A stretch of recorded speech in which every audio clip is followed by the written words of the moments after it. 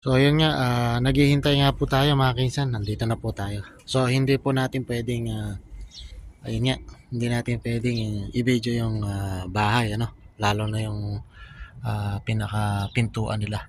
So ito lang po yung daan mga kinsan. Yan. Tapos pamamaya aalis na po tayo at pupunta po tayo ng, ihatid natin pala sa airport. So samahan niyo ako ulit mamaya, no, sa pagbalik natin mga kinsan.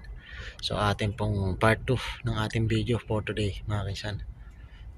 So ito na nga po yung kalagayan ng airport, ano mga kaisan. Ito na nga po siya. Okay naman po yung dito sa airport. Yan.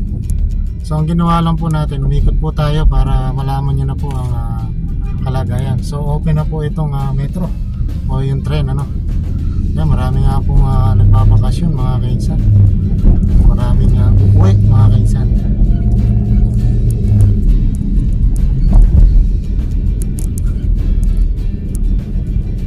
Ganyan na po ang sitwasyon ngayon dito sa airport ng Riyadh o ng Saudi Arabia. So maganda na nga po ngayon ang resulta. Yun na po yung kinalabasan dito sa airport. Wala na pong problema rito. Medyo hindi maganda yung ating pagkuha at nagluluko yung ating cellphone. So ayan, magtuloy-tuloy lang po tayo sa ating pong pag-uwi mga kaisan. Okay na rin po at nakapag-vlog na rin po tayo dito. At ito po yung ating vlog ulit mga kaisan, yung ating kasunod na vlog mga kaisan. So tuloy-tuloy lang po tayo mga kaisan sa ating pong pag-uwi. Yan po yung Riyadh Center.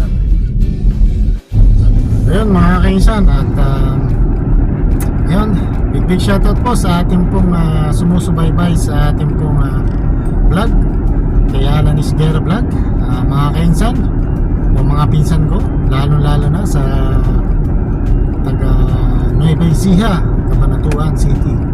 So maraming salamat sa inyong lahat dyan mga kaisan. So huwag kayong mag-alala, at almost 100% na tayo okay. Yun nga, pero kung medyo malamig din dito, yun nga, medyo hindi pa rin naiwasan natin ng makaramdam ng paninikip, ano, ng ating dibdib. Siyempre yan naman din ang sinabi ng doktor sa atin, dahil pagka darating yung taglamig o lalo na kung mapupunta tayo sa lugar na may snow, medyo delikado. Kaya nga tayo ay laging may dalang inumin o mainit na tubig. Yan, inom tayo ng mainit na tubig mga kaisan.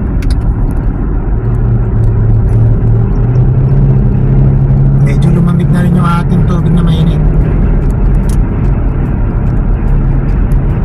pero okay pa at maligamgam naman mga kaisan. So yan nga, medyo masakit nga po yung sinag o sikat ng araw ngayong tumatama sa ating mukha. At yun nga, yung ating vlog ay nakaharap na sa atin dahil ang nangyari ay kumukurap-kurap yung ating video kapag po doon sa ating sa prank. Kaya dito na lang, dito sa back ng ating cellphone, dito na lang tayo nagba-vlog sa harap. Kaya yun, kwentuhan lang po muna tayo mga kaisan. At mamaya titingnan din natin kung sakaling okay yung ating camera sa pagkuha sa kabila, sa likod. At yun, magtuloy-tuloy lang din tayo sa ating pagdadrive. At syempre doble ingat mga kaisan, hindi naman tayo nagmamadali dahil maaga pa naman dito. At actually nasa almost isang oras buhat na tayo umalis sa bahay. 7:30 mga kaisan, dahil itong hinatid natin ay napakalapit lang dito sa airport. Siguro nasa ano lang siya, nasa ilang kilometro, mga 15 kilometers ang layo. So napakadali lang po ng ating biyahe doon. Mas matagal pa nga yung ating tinambay doon dahil nagantay pa ng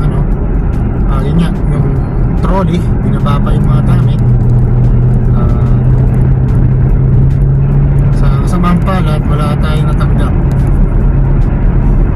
Wala natin, expected na natin na magkakaroon tayo kahit pa paano. Siyempre, hindi natin namin. Pero wag ka, sila ang number 1 na kakuriputan. So, masama man ang term ng ating sinasabi, pero katotohanan naman talaga yung mga kaisan. So, tuloy-tuloy lang tayo sa ating pag-ride mga kaisan. Titingnan na natin kung okay na dito sa harap, no, mga kaisan. Yan po, pabalik po tayo, pero dito rin po tayo dumaan sa sa may King Salman Road. Dito rin tayo dumaan. Tapos babalik tayo dito sa Abu Bakr. Saan tayo dumaan kanina papunta doon? Diyan lang po tayo babalik mga kaisan. Dahil matraffic doon masyado sa isang daan. So dito rin tayo dumaan kanina, dito rin tayo babalik. Mas maganda po yung daan dito.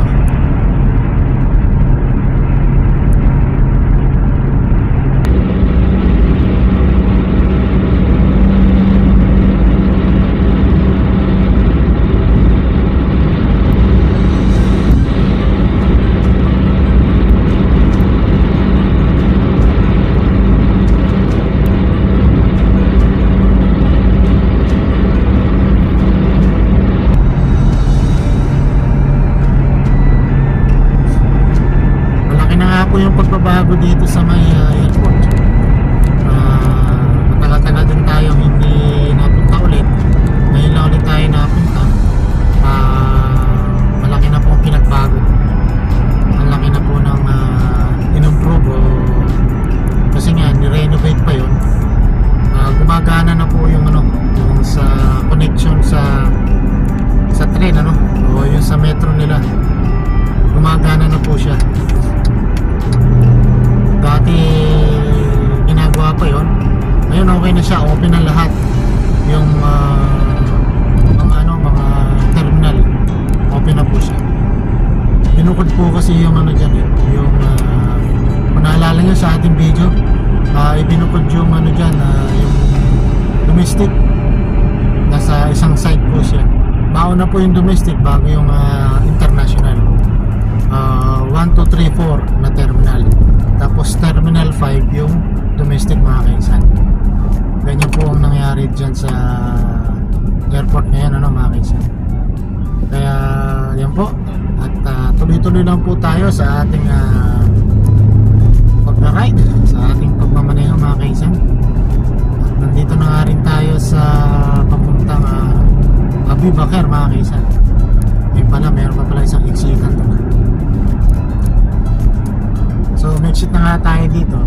Gawa ng baka sarado doon, kaya tayo mag-exit. Baka sarado isang exitan, pero hindi naman yata. Dahil dadaan tayo dito sa may sa may tulay o sa may flyover mga kaisan.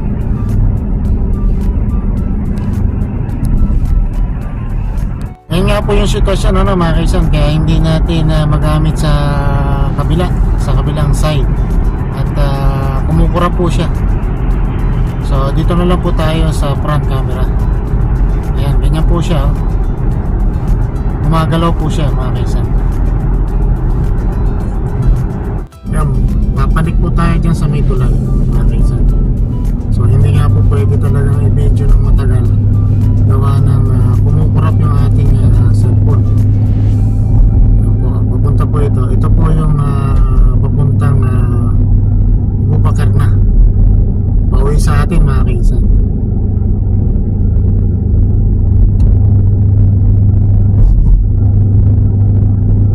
Ito siya, meron nga dito magandang building na ginagawa, kulay brown. Ayan, old model ang style niya, kaya brown.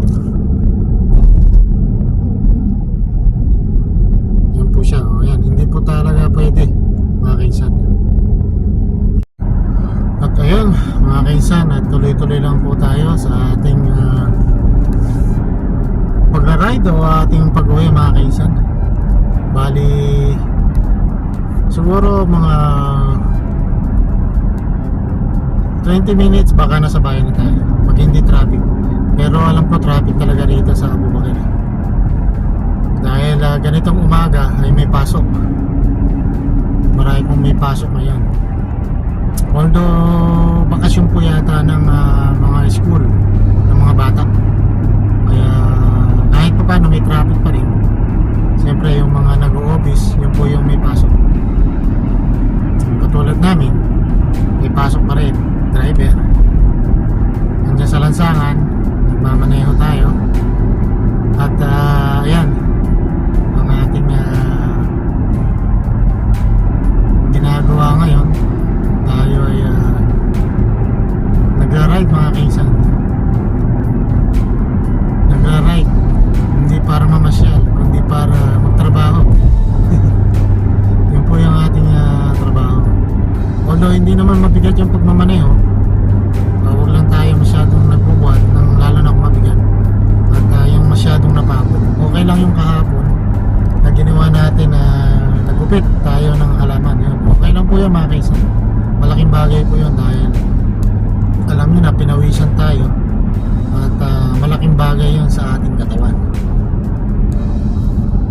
So ayan nga po ang sitwasyon dito mga kaisan. At sobrang traffic mga kaisan. Yan po yung sitwasyon dito mga kaisan.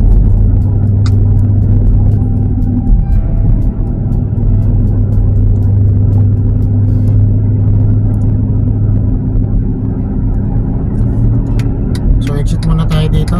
Tingnan natin kung may traffic.